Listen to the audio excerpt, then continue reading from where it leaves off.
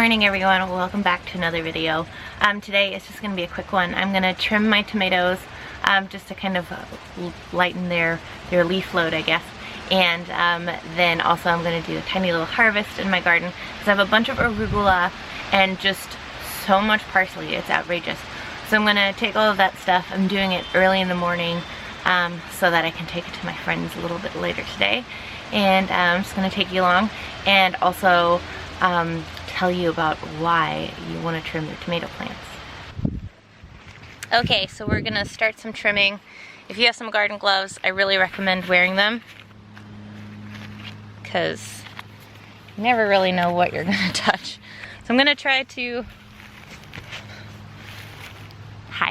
I'm going to try to fix some of the stakes and trim some of my plants just so that hopefully they have a better chance of surviving, even though they were trampled for the 800,000th time.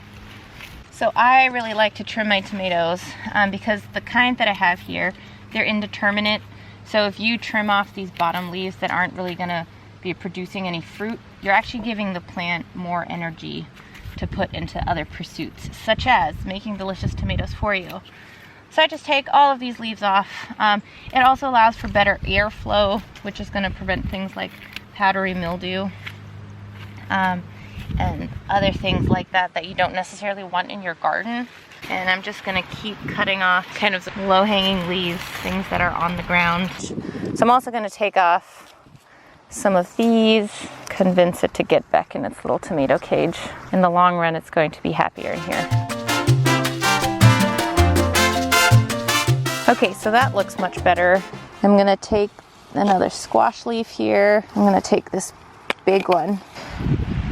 So now you can see that a lot more of the ground is visible, which is actually much better. So it'll allow for more airflow, it's gonna stop diseases, and also when your watering's potentially gonna be more effective.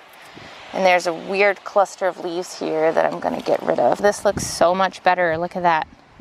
So that's done. Generally, I feel anything that touches the ground doesn't have to be there. I'm gonna trim some more off of the tomatoes that I have here.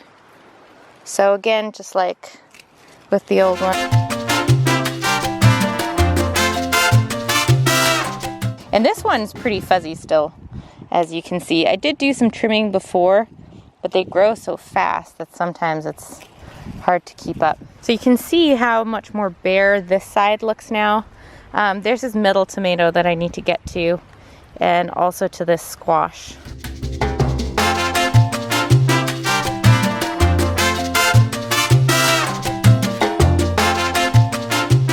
So there's lots of open space for the air to pass through. So I'm just gonna keep trimming a few things.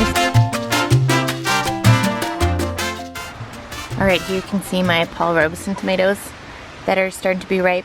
They're supposed to be a dark red when ripe, but these aren't really getting dark red. So you can see down here. So this is what they're supposed to look like, but mine don't look like that. And I have no idea why, but they taste pretty good.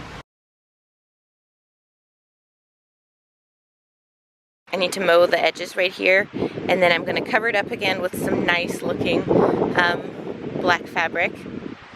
And then here, I actually started watering my raspberries again because they weren't doing really well.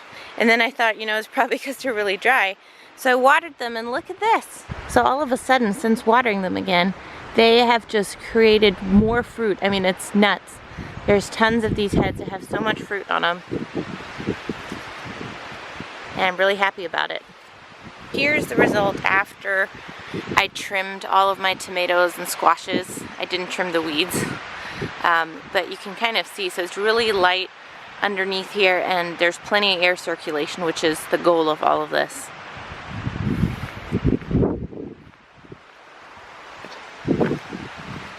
And you can look from this angle also. So it's just, there's not really a lot of foliage that's touching the ground, which is what my aim was.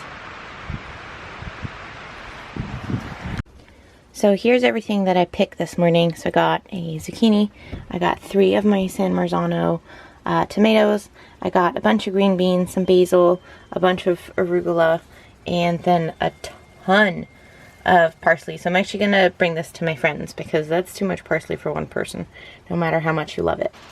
Thanks for watching another one of my videos, guys. I hope that you learned something today, and I will see you in my next video.